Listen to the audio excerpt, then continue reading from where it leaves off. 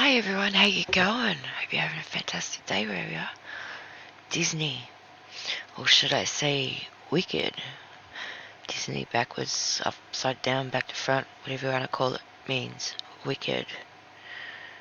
So here it is here. Mickey equals wicked. So in the drink of coffee it says wicked. If you take a stroll through Lundy's peerage, you'll notice that there are 92 Disneys listed by sheer quantity. That makes Disney a peerage name of some significance. No Walt Disney biographers will tell you that. Famous Skin lets a few cats out of the bag, admitting Disney is a direct descendant of King Edward I, William the Conqueror, and Charlemagne. Also a direct descendant of not one, but two, but 8 Magna Carta Surety Barons. That's enough to prove his veins are brimming with the top Phoenician bloodlines. Do you personally know anyone with direct lines back to even one of the Magna Carta Barons, much less 8? I thought not. 2 of the William the Conqueror's military commanders, a father and son duo, were Disneys.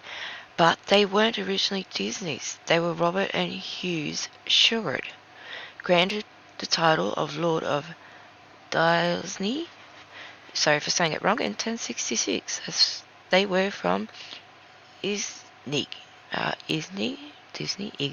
sorry for saying it wrong, Sir Man. If you trace them back, they were actually lords of Karen first, and the maternal line of Counts of Ajourn, which takes us back to Charlemagne. The Jonas also come from the Comines, so Walt was also a Comine, a Cohen. Given this, and the fact that there are so many Disneys in the peerage, it's sort of surprising that they have not admitted Walt was a peer himself, and they have scrubbed the peerage Disneys of connections to any major families, such that it's not clear why they show up in peerage at all, despite there being so many of them. Well, we may assume that they're in there because they trace back to Charlemagne and William the Conqueror, but it's not only that reason. 6 of the Disneys have the first name of Brabazon, starting with the earliest Disney in the peerage, born in 1711. That is not a normal name, of course. It means that the Disneys come from the Baboons. Barbazoons. Earls of Meath goes back to 1500s. Sir William Baboons, sorry for saying it wrong, was a Lord Justice and Vice Treasurer of Ireland, meaning he was Ireland's top banker. To this day, the Baboons family still owns its primary estate in Kilruddy House in County Meath, just south of Dublin. Sorry, my mouse is acting weird. Baboons Disney was born in County Louth, just an hour north of Kilruddy House, and was Archbishop King's Lecturer at the Trinity College in Dublin. The Baboons Disneys are also related to the Smiths, and the Earls of Meath were also related to the Smiths. We even find a Disney Roebuck marrying a great-grandson of the 8th Earl of Meath in 1868. In other words, they do a terrible job trying to scrub the link between Disneys and Baboons. Bazoons? I can't say it, sorry, it's wrong. The Baboons link to all the top peerage families, most closely to the Manners, the Earls of Rutland, Maitlands, Earls of Lauderdale, Viscounts Chatsworth, Crosbys, Earls of Bessborough, Meads, Earls of Clan William, and Grimstones, Earls of Verulam. Here is Reginald Baboons, of 12th Earl of Meath, sporting the collar of the Order of St. Patrick, the Irish equivalent of the Order of the Garter. Supremely spooky Phoenician accolade. We can also link to the Baboons through his wife Lillian, whose great-grandfather was Amos Mead Short. I'll just call them the Bras, sorry, and Meads were closely related. Remember, as expected then, Walt married a cousin, and I'm sure you noticed the last name Short, which is Jewish. Think Martin Short. Walt's wife was partly Jewish. There's another big clue hiding in Walt's ancestry. His great-grandfather was Andrel Alice Disney. Andrel's father-in-law was also named Andrel, signaling another cousin marriage in Walt's recent line. Like Zon, Andral is not his first name. It is, however, a name you would choose if you come from the Fitzalan Howards, Earls of Andral.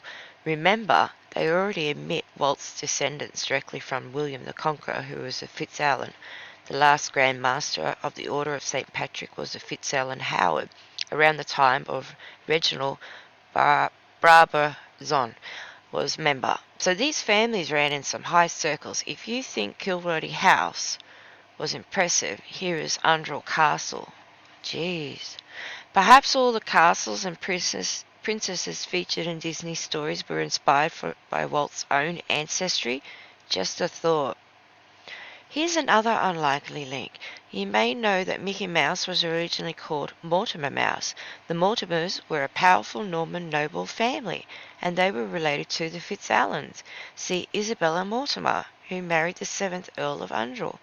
At Wargs, we also learned that Walt is a close cousin of both Samuel Morse and Charles Goodyear, and a more distant cousin of every US president, which you probably already guessed, which we also get a few choice names up the family tree, including Gross, Levens, Broch, and Fox. He is a Caulfield. All Jewish names which would explain his looks, which were not very Irish. Look again, and look at the photo up the top. You've seen photos of Walt all your life, and no doubt you never realized until this moment how the truth is always staring you in the face. Speaking of which, Disney's top animators and writers have always been. This includes Mark Davis, Milton Cole, Art Batsky, Eric Goldberg, Joe Grant, Marty Scarl, Ed Solomon, Richard and Robert Sherman, and so on. Walt's top marketing executive was Kay Cameron, born Herman Kromonsky, who increased the licensing of Disney's products by 10,000% in just 5 years. He is famous for his boast about getting the 3 little pigs up in lights in New York's strictly kosher ghetto and making them like it. Not something you expect to hear from another. But then, like Walt, he was a Phoenician. His name says it all. Kromansky is Croman. So he is one of Walt's cousins. For more proof of his Phoenician blood, one of Walt's ancestors was Melchizedek. Disney's Melchizedek is an old Canaanite name meaning my king is Zedek. Zedek, later Sidek, was a Phoenician god who reportedly fathered the Samathorians, inventor of the ship. In other words, he fathered the Phoenicians, who, as we know, were the original Canaanites. All of this puts to rest the ongoing theory about Walt being a virtue. See Meryl Streep's comment to that effect, which was supported by Walt's own grandniece. Walt was purportedly, and it's known that he in Lionel Russian Hall to Hollywood in 1938 to promote her film Olympia. When Waltz visited Munich in 1935, the papers warmly welcomed him as a hero who stood up to the of Hollywood.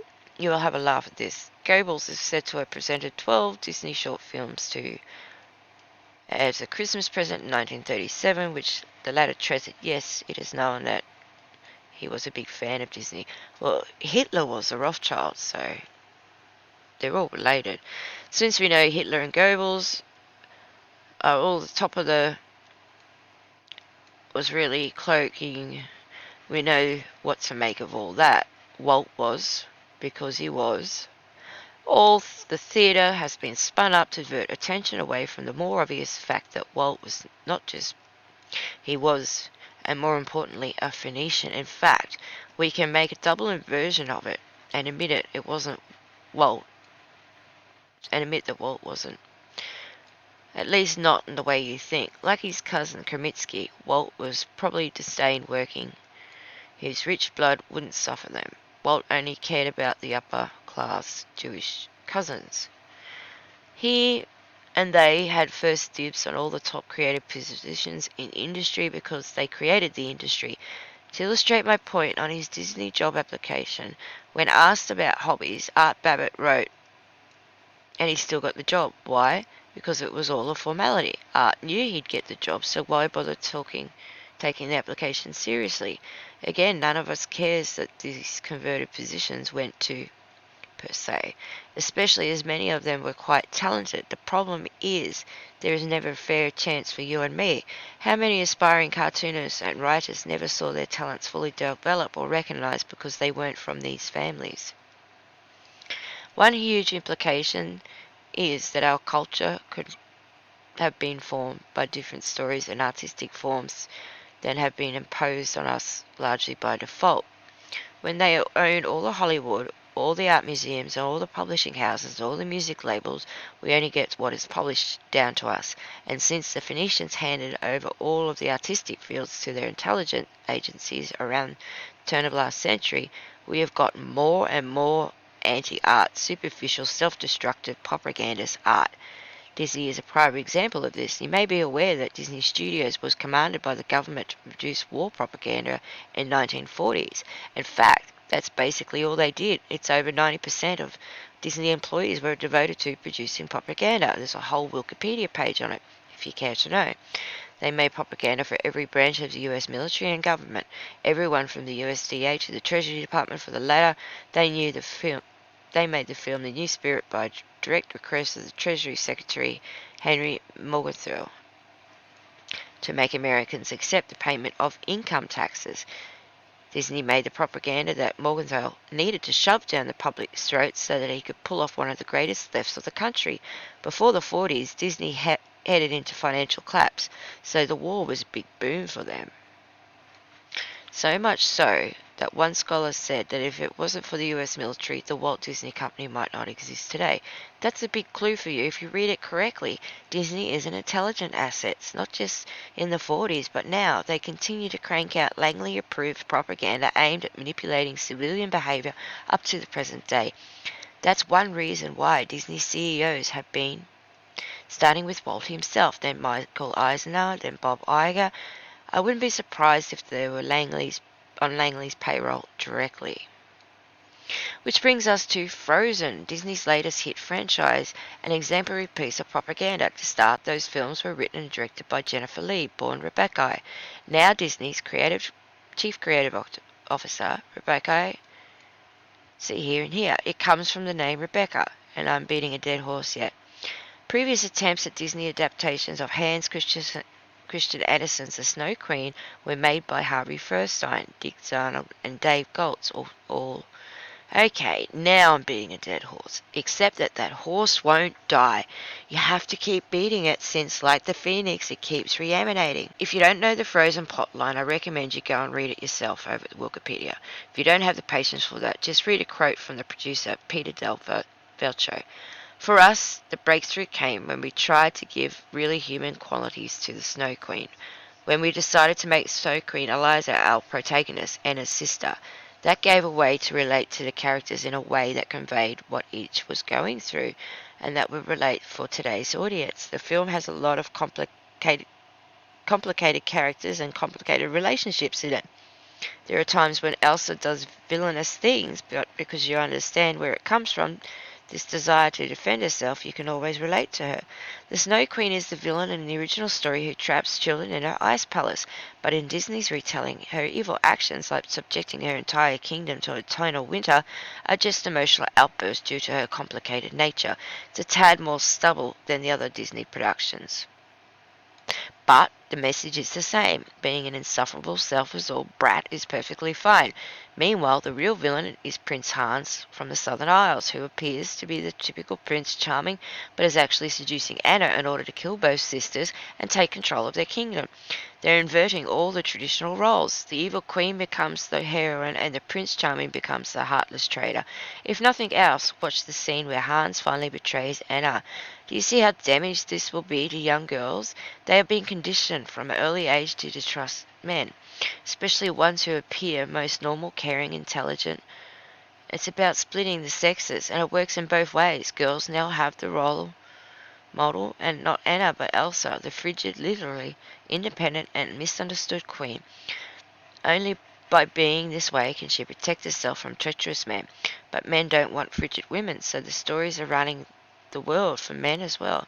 Boys are now going into the world full of frigid girls. The moral of Frozen is supposedly that love is the only magic that can overcome a cold, hopeless world. But the storyline totally subverts this. Anna, the one who is desperate to love and be loved, is presented as a gullible and weak, while Elsa is the one who demonstrates the climatic act of true love by hugging her sister. In other words, the girl's real love is a gift for other women, not men. It's the perfect inversion of Snow White. The frigid woman holds all the power now. Prince Charming is removed entirely since he's no longer needed. But at least they got the title right, frozen, as in frigid. I guess that the title would have been too obvious. This is what the religious right have always gotten wrong. They have attacked Disney and Hollywood for promoting promiscuity, but the agenda was always reversed. Disney wants your kids brainwashed and traumatized as early as possible to put them off sex of any kind, healthy male-female relationship.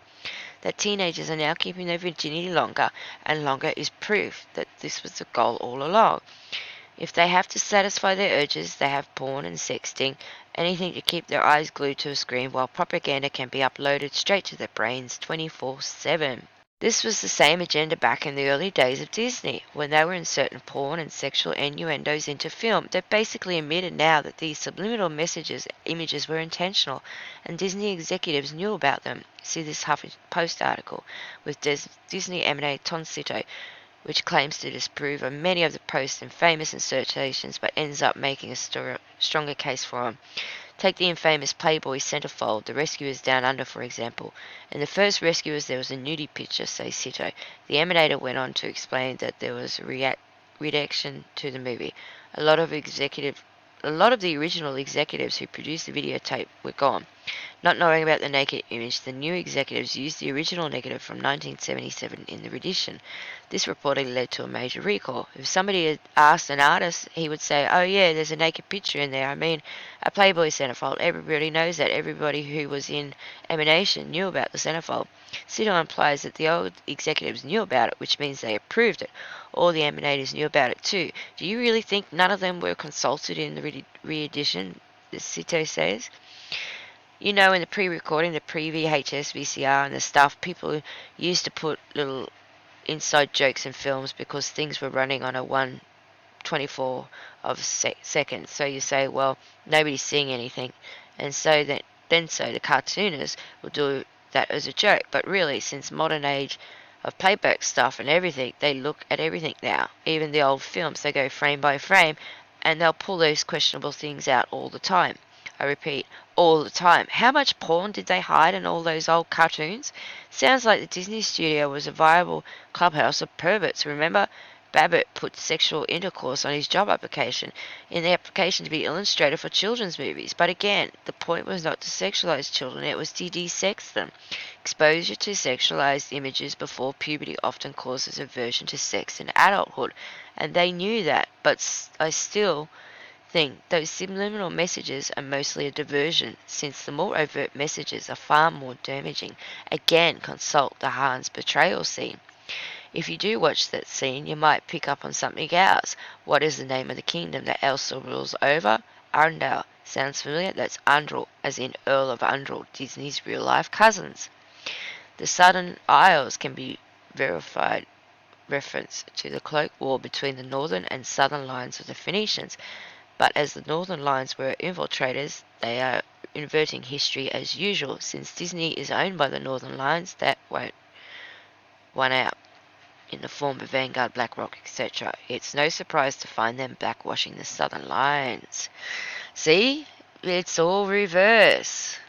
So I just want to show you something else. So in The Lion King, on the cover, you got the woman. Then you got a fellas there. In that guy's name's Sully. I'm trying to think of it, name of it. But mum and dad doing it. And there's Goofy on top of someone there. In The Lion King, sex is spelt out in the stars. There's just so much in everything. The Satan thing. It's everywhere you look. You've got a fat there. Looking at porn. And this one, another phallus. naked women there. You know, people let their children watch this by themselves.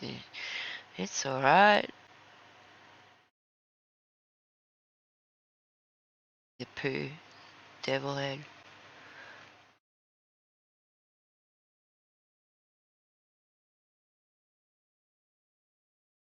There's just so much that people don't see. Tangled's got sex in it as well.